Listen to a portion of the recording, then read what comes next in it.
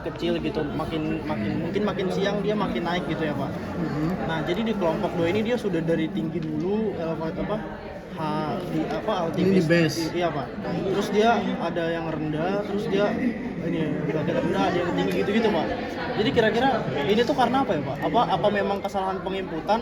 Kalau dari kata yang dari kelompok D2 itu ada yang salah Pak. Jadi kalau misalkan emang ada yang salah, cara kita untuk meng-QC ini gimana Pak? Dari yang atas ya. Soalnya kalau Ya ini nggak usah dipakai yang terakhir. ininya nggak buat. Ini ya, sebelum kalian langsung ngejudge ini data salah atau benar, pahami dulu cara altimeter itu mengambil nilai ketinggian bagaimana. Alti itu mengukur ketinggian berdasarkan tekanan udara.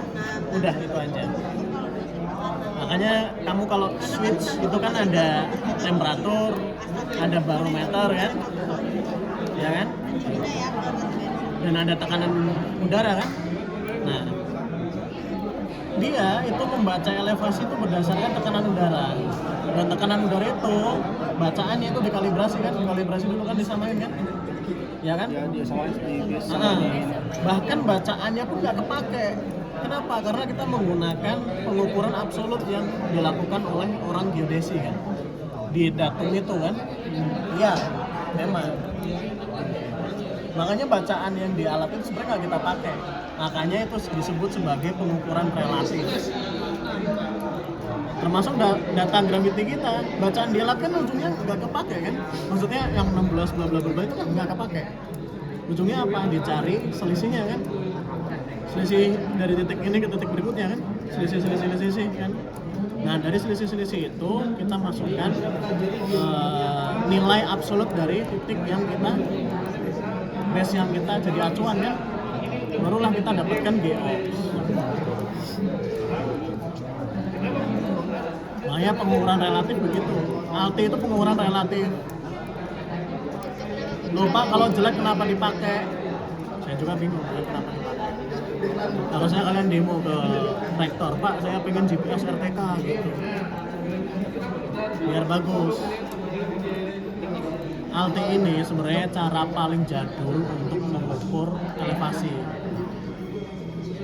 Makanya menggunakan tekanan udara. Pak, kalau di Lampung valid nggak? Sebenarnya di Lampung nggak valid. Kenapa? Orang kita di sini udah aja hujan, ya kan? Iya kan? Itu tekanan udara udah beda, karena suhunya udah beda.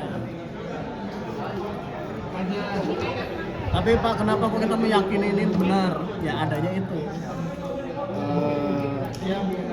Mungkin gini Pak, kan kalau kita mau ngevalidasi alting itu dari Google Earth gimana Pak? Sambil ngeliat gitu dibandingin. Iya bisa, cuman ya gini, bisa, cuman Google Earth itu pendekatan dari remote sensing. Remote sensing itu bisa dipengaruhi oleh awan. Bisa jadi akurat, bisa jadi enggak. Tapi saya lebih percaya dengan Google Earth. Ya. Nah makanya sebelum kita ngejudge, kita pahami dulu cara mendapatkan nilai itu bagaimana. Nah, terus kalian tanya, Pak, kok tiba-tiba patah ya ke bawah? Mungkin dia habis minum es, megang altinya, ditaruh lagi. Wajar dong turun, ya nggak? Nah itu.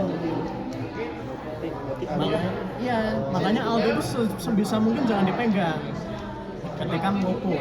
Makanya kenapa kok alti itu harus ditaruh di bawah alat, ditunggu bareng alat mengukur. Alat dapat baru kita baca. Karena kalau masih kita pegang, apalagi di kalian berdiri, itu nggak valid datanya karena masih terpengaruhi oleh suhu tangan sebenarnya.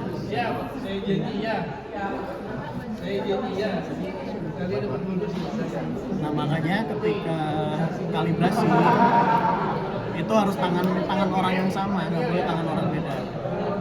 Karena suhunya sama kan, tangan kanan kiri itu sama kan, tangan kita suhunya kan. dikalibrasi oleh orang yang sama. Setelah itu yang satunya nih ya kita ditaruh di tempat yang suhunya stabil. Maksudnya nggak kena hujan, nggak kena tetesan es gitu. Tuh. Terus yang satunya lagi jangan dipegang sering-sering, digantung aja di leher.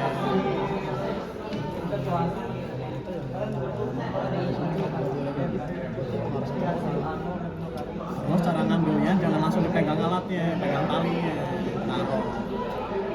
Terus pas baca baru dipegang ujungnya aja, jangan ke segala altinya, karena itu bakal mempengaruhi suhu bacaan.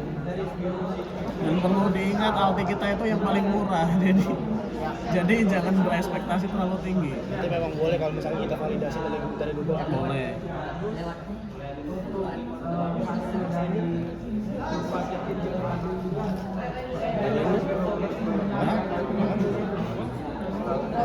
Aman ya? Kurang lebih sampai